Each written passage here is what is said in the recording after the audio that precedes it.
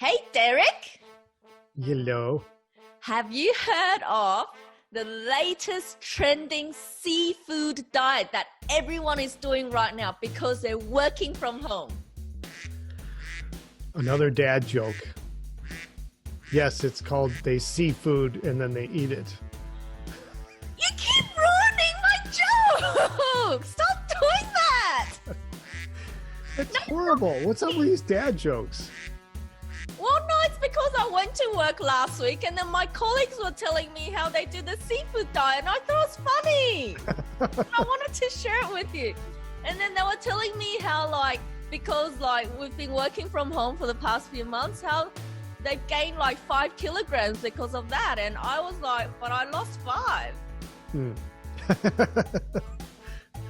That's because you've been on a nice, beautiful plant-based diet. I have. Yeah, so that brings up a good topic, though. People looking at food or not pushing the plate away is what I call it, or putting the fork down. Yeah, and because they're at home, they can walk to the fridge and eat whenever they want. Yeah, and a lot of people do that without even knowing they're doing it. They just munching on things because they're bored, and then the selection isn't always the greatest either. And that brings up a really good point, because even when we were talking about in the last podcast of what is a breakfast, here's a perfect example of, eating when you're satisfied. Like, stop or think about not just grabbing those potato chips or something. Have some fruit, 2 or 3 pieces of fruit a day is plenty. So if you've had more than that, you wouldn't want it. But if you reached for steaming some veggies, having something that, sunflower seeds, those kind of help with that kind of craving, because sometimes it's like a tangible thing with people with their fingers and putting something in. And if you look at something small like sunflower seeds, where you've got to actually spend time peeling them apart, it gives you a sort of an activity, and it's sort of kills that craving as well. So okay, I've got to try that. I don't even know what sunflower seeds look like. Well, you can get the ones that don't have the kernels, but okay. For a lot of clients that are trying to kill a craving, that are used to munching on food throughout the day, especially when they're at home now, they're reaching for potato chips or something that's not necessarily healthy for them. And this just kind of helps kill the craving. Okay. And they don't need much of them, because they wind up getting kind of they get that fix stimulation with the feeling of the texture of doing it, and they're munching it, and they kind of just forget about it after a while. Okay. They get rid of that craving. Well, that's a really good tip. Thank you for that. You're welcome. I have another question then. Why do you think people eat for the sake of eating and they won't stop until they're satisfied? Why is that? What's the root cause deep down?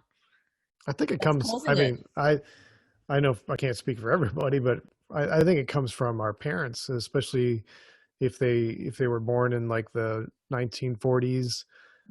They came from this sense of scarcity, not being able to have certain types of food. So when they did have the food, if coming off the Depression, for example, it was you've got to eat, you got to finish your plate.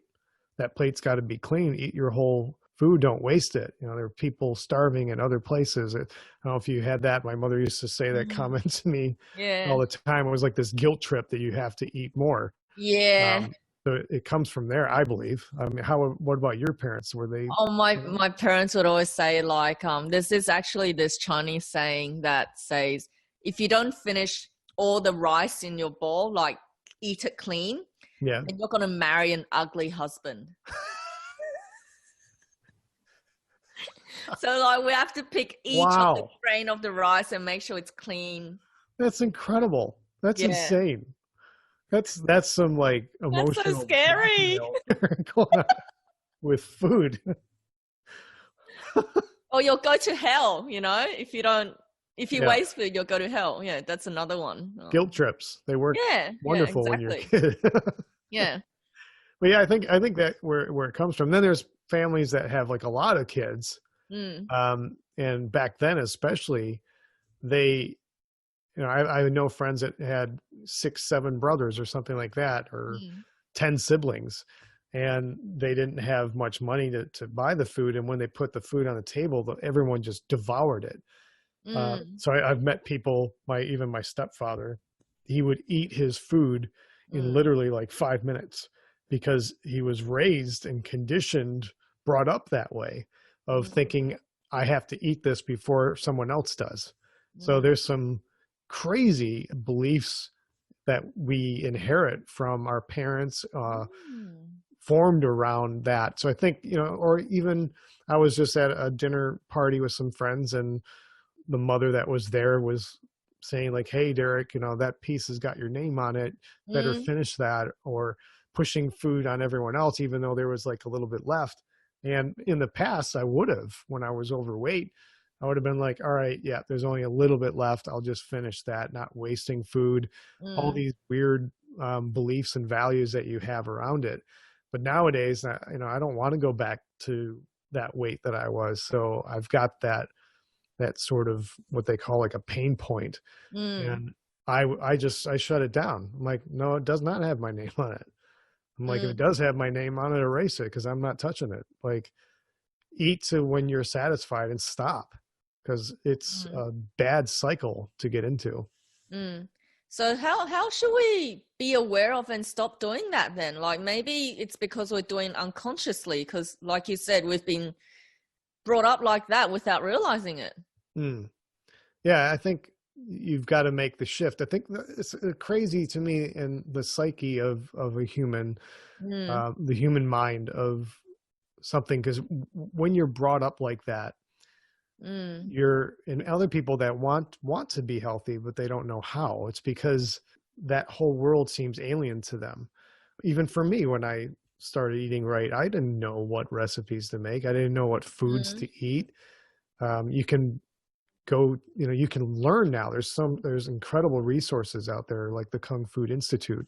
Mm. They've got great information, and it also helps with the whole mental aspect of what we're talking about right now, is picking foods that are better for you, making that decision, being aware of it, and Mm. conscious of those decisions, so that you start to change not only your diet but your lifestyle, and to be happier and healthier.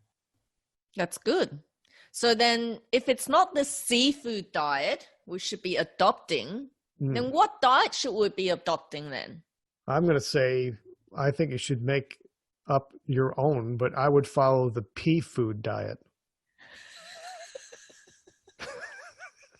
That sounds really disgusting, because in your last episode you did talk about how you can drink pee.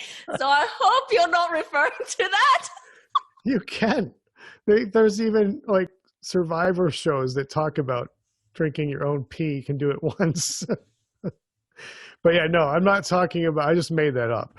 It's a plant energy enriched food diet.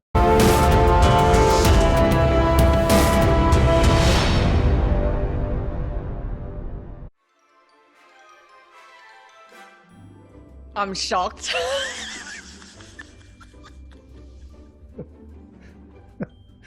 I just made that up. Pea food. Okay. I think you can give it a better name. Now I want to eat my sunflower seeds, though. You can get some really good ones out there. Where do you get sunflower seeds from? Stores. Okay. To help Are they called the sunflower seeds? Yeah. Okay. No, they're called car fuel and car oil. It's a trick. I found these new ones at an Asian grocery store that have like a flavor to them. I forget what kind though, but they're really nice. Okay. It's sprinkled in like a soy sauce or something, a dried soy sauce and then dried, I think. Okay. But it's not strong because it's on the kernels on the outside. So when you pick it, it's not a very strong saltiness. It's just a nice little touch to it.